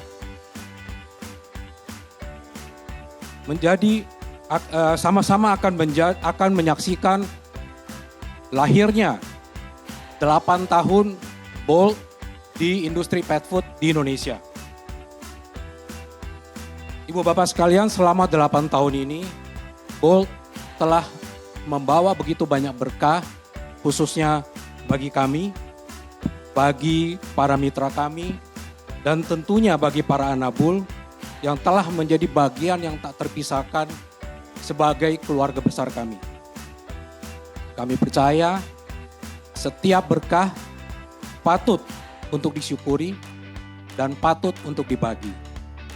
Maka pada kesempatan yang berbahagia ini, atas rahmat dan ridho Tuhan Yang Maha Esa, kita akan bersama-sama menyaksikan dan melakukan pengundian Bolt Berkah Bertabur Hadiah, yang merupakan salah satu bentuk komitmen dari perusahaan kami untuk terus berbagi.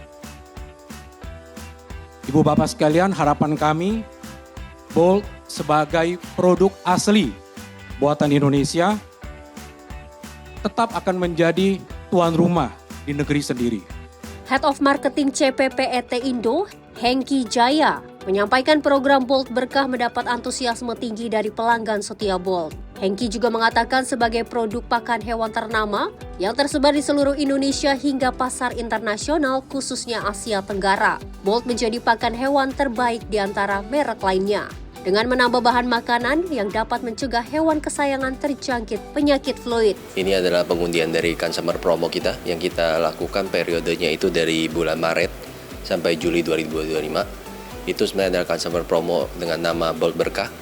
Ini kita lakukan acara ini sebenarnya adalah sebagai bentuk dari komitmen kami untuk selalu di bagian dari campaign kami juga.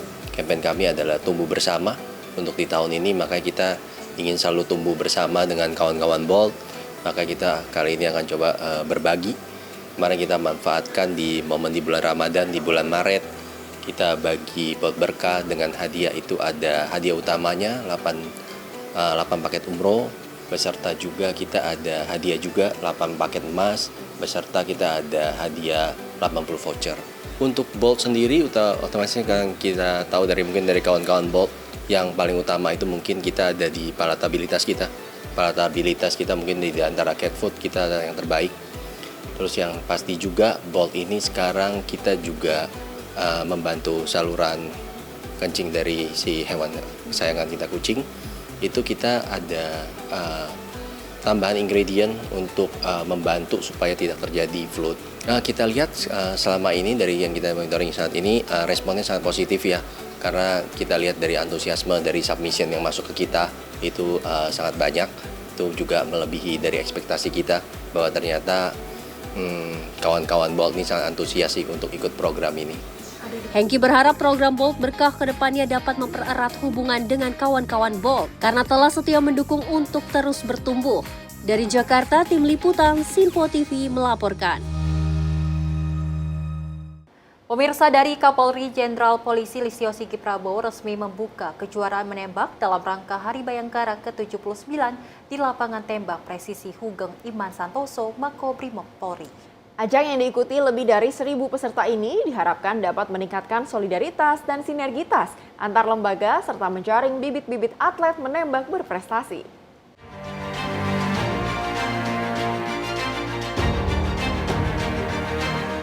Kejuaraan menembak Hari Bayangkara ke-79 resmi digelar di lapangan tembak presisi Hugeng Iman Santoso, Makobrimob Polri Kelapa II, Depok, Jawa Barat pada Kamis 17 Juli 2025. Kegiatan ini berlangsung selama 4 hari hingga 20 Juli 2025 dengan diikuti total 1.033 peserta dari umum, Polri, TNI maupun perwakilan kementerian dan aparat penegak hukum lainnya. Dalam pernyataannya, Kapolri Jenderal Polisi Listio Sigit Prabowo menyatakan ajang ini tak hanya untuk memeriahkan Hari Bayangkara, namun juga untuk mempererat soliditas antar instansi serta menjaring bibit atlet menembak nasional. Kegiatan peresmian terkait dengan lapangan tembak presisi Imam Hugeng Santoso, di mana lapangan tembak ini kami lakukan perbaikan dan renovasi untuk menyesuaikan dengan standar sehingga kemudian siap dipakai untuk mendukung kegiatan-kegiatan dari Perbakin manakala ada kegiatan-kegiatan yang bersifat perlombaan, apakah itu event nasional maupun internasional. Yang kedua, kita juga melaksanakan kegiatan lomba menembak Kapolri Cup, di mana kegiatan ini merupakan rangkaian dari Hari Ulang Tahun Bayangkara dan saat ini diikuti oleh 1.033 peserta selama 4 hari, baik dari peserta TNI, Polri, dan juga masyarakat umum. Selain membuka kejuaraan, Kapolri Listio juga meresmikan renovasi lapangan tembak presisi yang telah disesuaikan dengan standar nasional maupun internasional. Dari Depok, Jawa Barat, Jihan Nabila Mutia Anggiani, Sinpo TV melaporkan.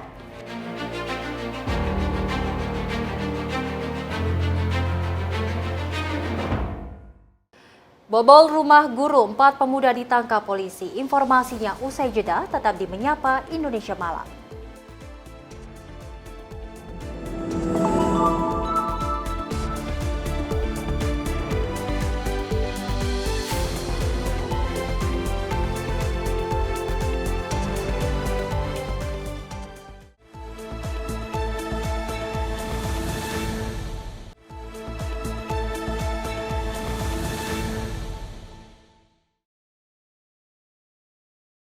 Selamat malam pemirsa, Anda masih menyaksikan Menyapa Indonesia Malam. Informasi kita lanjutkan, di mana parkir sembarang menggunakan ruas jalan, puluhan kendaraan motor kembali ditindak petugas Suku Dinas Perhubungan Jakarta Barat. 2 kendaraan roda 4 yang parkir di badan jalan diderek petugas, sementara belasan kendaraan ditindak dengan cabut pentil.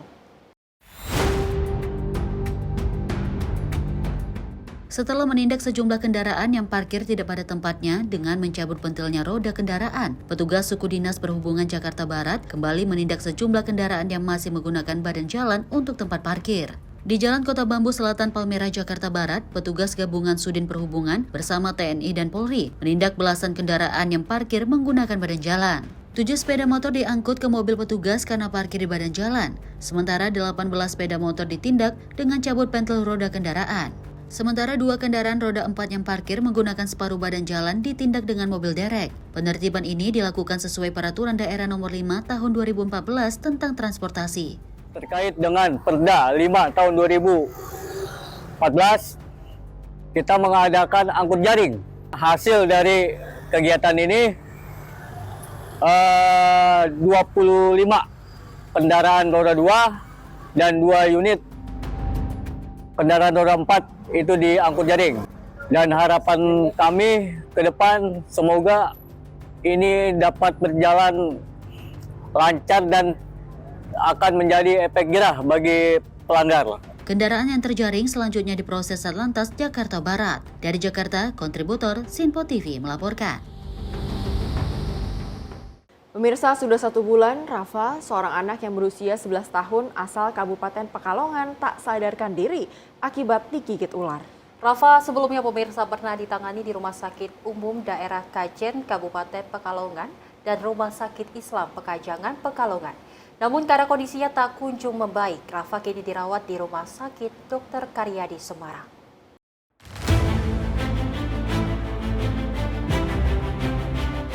Kondisi Rafa yang tidak sadarkan diri mendapat perhatian dari pemerintah Provinsi Jawa Tengah. Kepala Dinas Kesehatan Jawa Tengah Yunita Dia Suminar menjenguk Rafa yang kini dirawat di Rumah Sakit Dr. Karyadi, Semarang. Kondisi Rafa masih tidak sadarkan diri sejak 16 Juni lalu setelah Rafa digigit ular berbisa di dalam kamar rumahnya di Kecamatan Kajen, Kabupaten Pekalongan.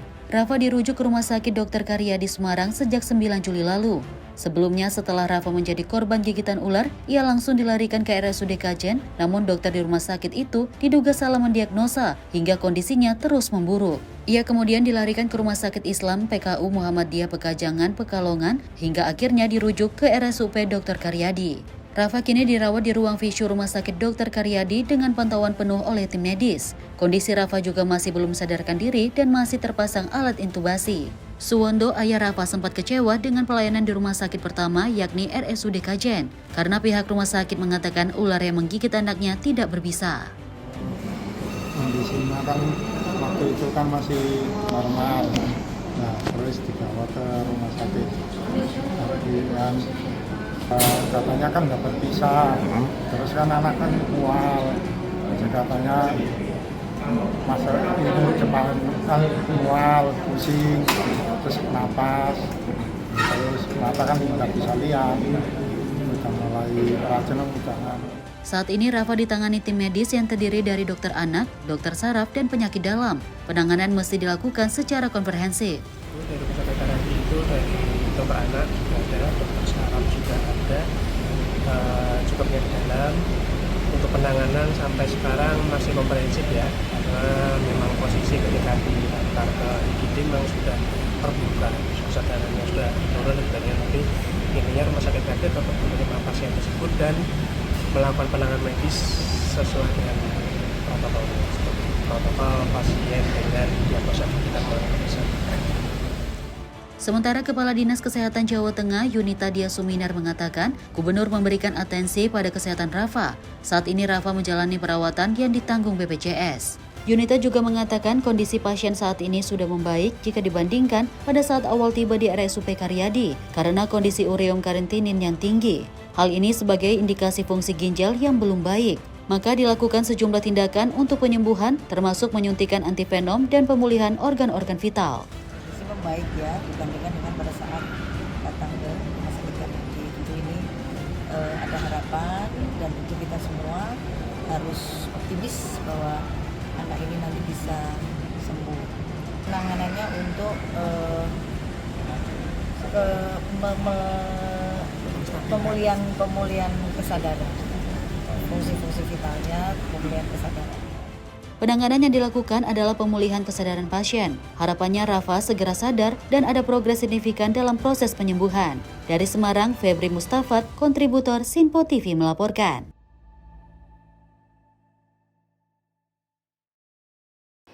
Pemirsa, dari tim gabungan Subdit Jatantras Polres Metro Jakarta Pusat dan juga Polsek Tanah Abang berhasil meringkus pelaku pembunuhan terhadap Muhammad Raihan, pemuda berusia 21 tahun yang tewas ditikam di bagian punggung di perlintasan Kebon Melati, Tanah Abang, Jakarta Pusat. Pelaku tak lain adalah teman korban sendiri yang nekat menikam korban karena menaruh dendam.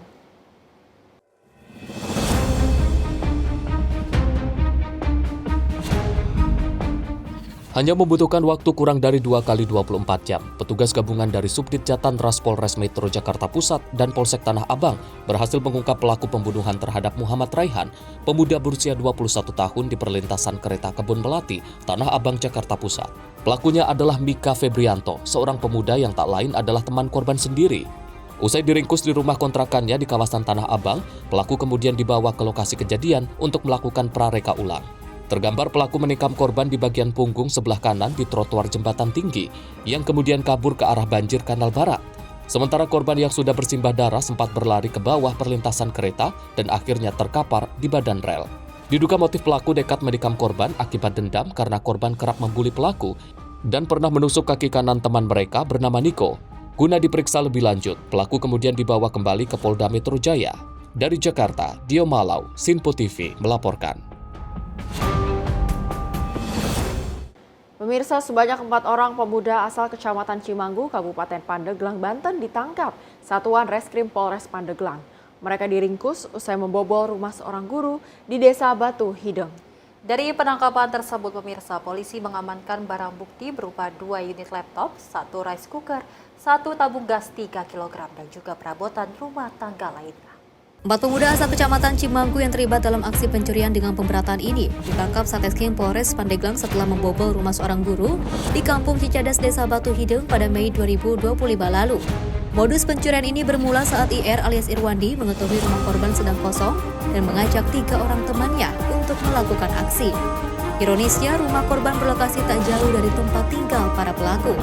Dari penyidikan, petugas berhasil mengamankan 2 unit laptop, 1 rice cooker, 1 tabung gas 3 kg, dan berbagai barang lain yang belum sempat dijual para pelaku. Rumah Pak?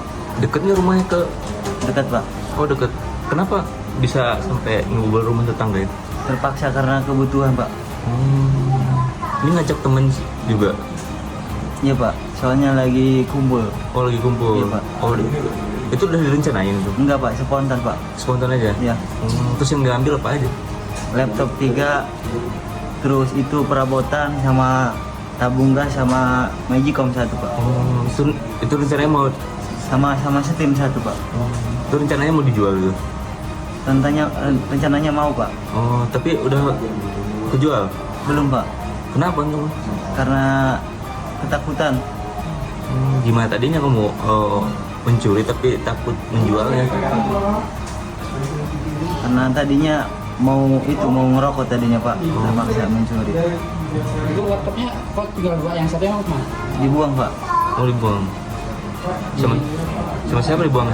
Saya berdua Pak sama Umi Pak. Kenapa dibuang? Rusak atau memang ini? Enggak Pak, enggak rusak. Cuma karena ketakutan di jalan makanya dibuang. Tapi cara masuknya seperti apa ke rumah itu? Didorong kayak pintu, jendela apa gimana? Itu Pak, dibuka itunya Pak, apa? Telepon. Kunci? Kunci atasnya Pak, slotnya Pak. Lewat pintu belakang? Iya Pak. Dari atas lubang angin. Para tersangka masing-masing memiliki peran berbeda, mulai dari otak kejahatan, pemantau lokasi, hingga eksekutor yang masuk ke dalam rumah. Reskrim Polres Pandeglang, khususnya tim Resmo Polres Pandeglang, berhasil mengamankan pelaku pencurian yang pemberatan 363 di wilayah atau TKP-nya di Cimanggu.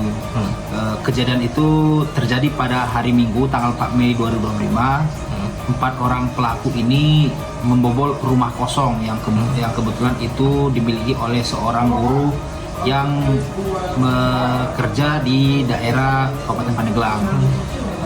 Dari hasil pencurian tersebut ditemukan bahwa adanya tindak pidana pencurian pemberatan dengan barang bukti yaitu 2 buah laptop, peralatan memasak, kompor gas, alat hisap untuk air, lalu kompor gas yang bisa kita amankan dari tangan pelaku. Untuk pelaku sendiri ada berapa orang? Untuk pelaku sendiri yang melaksanakan pencurian tersebut ada 4 orang.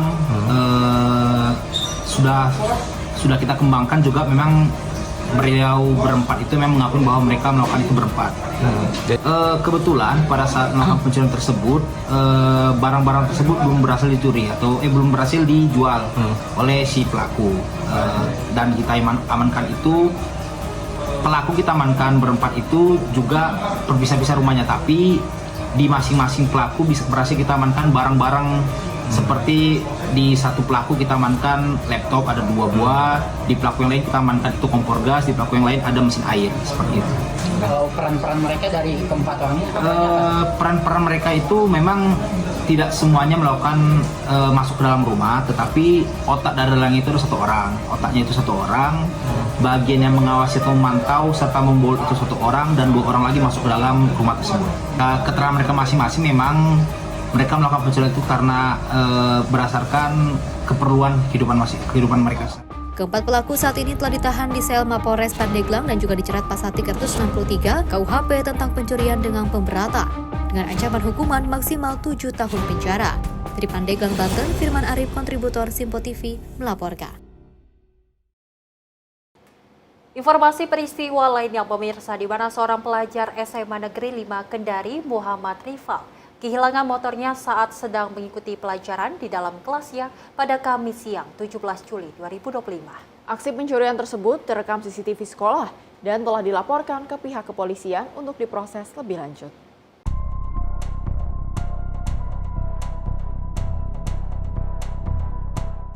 Inilah detik-detik seorang pria tak dikenal mencuri sepeda motor di halaman SMA N5 Kendari saat jam belajar masih berlangsung. Motor Honda Scoopy berwarna hitam orange milik Muhammad Rifal hilang saat terparkir di area sekolah. Dari rekaman CCTV terlihat pelaku masuk ke area sekolah saat gerbang terbuka, lalu dengan mudah mengambil motor dan kabur. Kasus ini sudah dilaporkan ke Polsek Baruga dan saat ini masih dalam proses penyelidikan pihak kepolisian. Dari Jakarta, tim redaksi Simpo TV melaporkan. Sementara itu, sebuah mobil Daihatsu Xenia tertabrak kereta api Batara Kresna di perlintasan tanpa palang kawasan Sangkrah, Pasar Kliwon, Solo pada Kamis siang 17 Juli 2025. Mobil terseret sejauh 15 meter hingga menabrak tiang rambu lalu lintas. Akibatnya pemirsa, bumper mobil mengalami kerusakan parah dan arus lalu lintas terhambat selama 30 menit.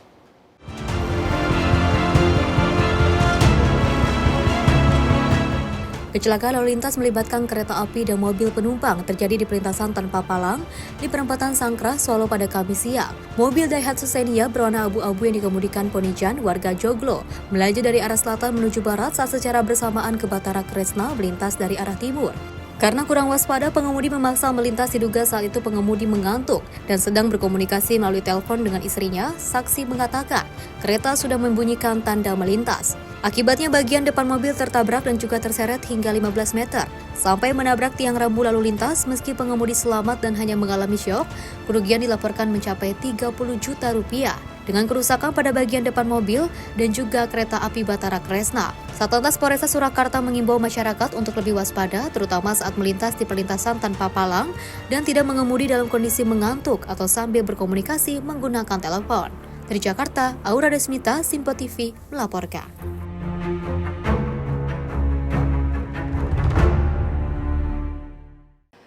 Pemirsa, sebuah kapal feri KM Dharma Kartika II bertabrakan dengan tongkang batu bara di perairan Sungai Barito, Kalimantan Selatan pada Kamis 17 Juli 2025. Akibatnya, lambung kanan kapal mengalami kerusakan ringan. Beruntung tidak ada korban jiwa dalam kejadian tersebut.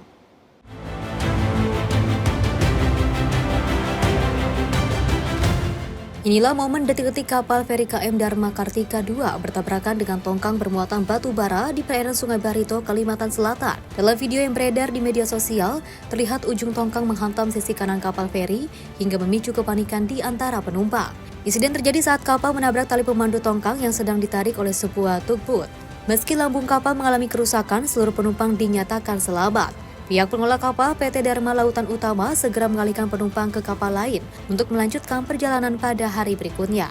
Saat ini penyelidikan sedang dilakukan oleh Ditpolairut dan juga KSOP untuk mengetahui penyebab pasti benturan, sementara kapal masih menunggu evaluasi kerusakan sebelum kembali beroperasi. Dari Jakarta, Adelia Septarida, Simpo TV melaporkan.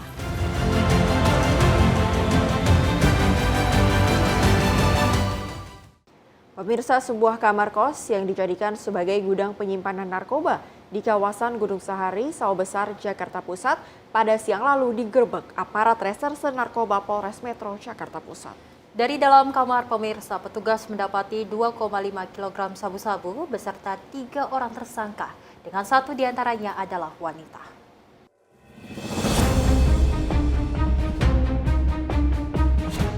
Pengungkapan praktik peredaran narkoba dilakukan aparat Satres Narkoba Polres Metro Jakarta Pusat dengan menggerebek sebuah kamar kos di Jalan Industri Gunung Sahari, Sawah Besar, Jakarta Pusat siang tadi. Didampingi penjaga indekos, petugas melakukan penggeledahan di dalam kamar. Hasilnya, sejumlah paket narkoba jenis sabu-sabu dengan berbagai ukuran berhasil didapati petugas disembunyikan di balik kasur. Penggerebekan merupakan pengembangan dari penangkapan seorang tersangka berinisial OP 35 tahun di wilayah Jakarta Pusat. Dari keterangan tersangka OP, diakuinya adanya sebuah kamar kos yang dijadikan sebagai gudang penyimpanan narkoba sebelum diedarkan ke sejumlah lokasi menggunakan jasa kurir atau ojek online. Selain mengamankan barang bukti narkoba seberat 2,5 kg sabu-sabu dalam kemasan teh Cina, polisi juga mengamankan 2 tersangka lainnya, yakni RB 31 tahun dan L yang merupakan seorang wanita berusia 25 tahun. Kami dari Sat Narkoba Polres Jakarta Pusat mengamankan 3 orang, 2 orang laki-laki dan 1 orang perempuan. Inisialnya adalah OP, kemudian RB dan perempuan LV. Kita mengamankan 2 paket berukuran 2067 gram, kemudian 5 paket kecil berukuran seberat 420 gram. Jadi totalnya kurang lebih 2487 gram. Jadi dari tersangka ini tugasnya adalah nanti akan dibagi-bagi jadi ukuran lebih kecil dengan paket berbentuk plastik daun teh, kemudian dibungkus lagi dengan kotak makanan per 100 gram. Kemudian nanti akan dibagikan. Dari pengakuan tersangka sudah ada 500 gram yang sudah beredar, kemudian ya untungnya kita dapat lebih cepat sehingga 2.500 ini kita masih dapatkan dari Polres Jakarta Pusat. Barang narkoba ini disimpan di kamar kos, nah, jadi mereka ada kamar kos sendiri, tidak ditempati hanya untuk menyimpan barang. Jadi mereka nanti ke kamar kos itu, kemudian dibagi barang-barangnya, baru dikirim. Untuk saat ini adalah pelaku utama, memang masih ada lagi tersangka di atasnya yang memerintahkan, inisialnya PP, kita masih dalami, sekarang masih menjadi target atau DPO kami. Untuk mempertanggungjawabkan perbuatannya, ketika pelaku beserta barang bukti kemudian dibawa petugas ke Polres Metro Jakarta Pusat. Ketika pelaku terancam pasal 114 ayat 2 Undang-Undang RI Nomor 35 Tahun 2009 tentang narkotika dengan ancaman hukuman penjara seumur hidup atau hukuman mati. Dari Jakarta, Dio Malau, Sinpo TV melaporkan. Pemirsa, peristiwa tragis merenggut nyawa seorang ayah dan anaknya di Desa Pecogol, Kecamatan Cilongok, Kabupaten Banyumas, Jawa Tengah. Keduanya ditemukan meninggal dunia setelah terjatuh ke dalam sumur tua sedalam 5 meter di belakang warung milik keluarganya.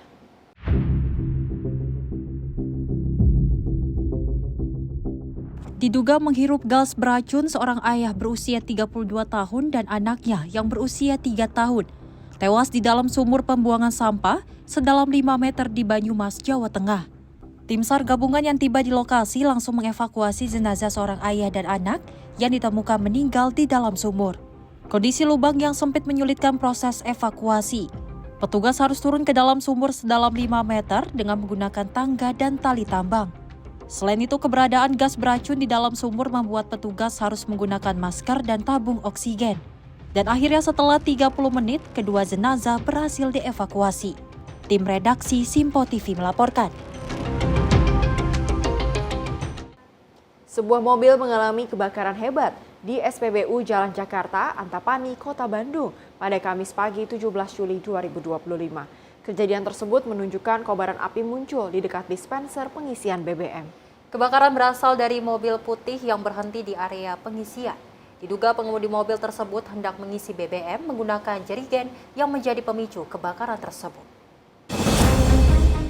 Terlihat asap pekat melambung tinggi dari mobil yang terbakar. Petugas SPBU dengan sigap menggunakan apar atau alat pemadam api ringan untuk menghentikan kebakaran. Pengemudi kendaraan berhasil keluar dan juga menyelamatkan diri sebelum api membesar. Padahal saat kejadian, mobil berada sangat dekat dengan tangki penyimpanan BBM sehingga sempat memicu kekhawatiran warga di sekitar SPBU. Sesudah api dipadamkan, situasi kembali terkendali. Tugas maupun warga terlihat tenang dan beberapa di antaranya masih berjaga untuk mengantisipasi hal yang tidak diinginkan. Operasional SPBU secara perlahan kembali berjalan normal. Dari Jakarta, Natania, Simpo TV melaporkan. Informasi tadi pemirsa sebagai penutup jumpa kita kali ini dalam Menyapa Indonesia Malam. Dan saya Selis Regar mewakili kru yang bertugas pamit undur diri. Terima kasih dan sampai jumpa.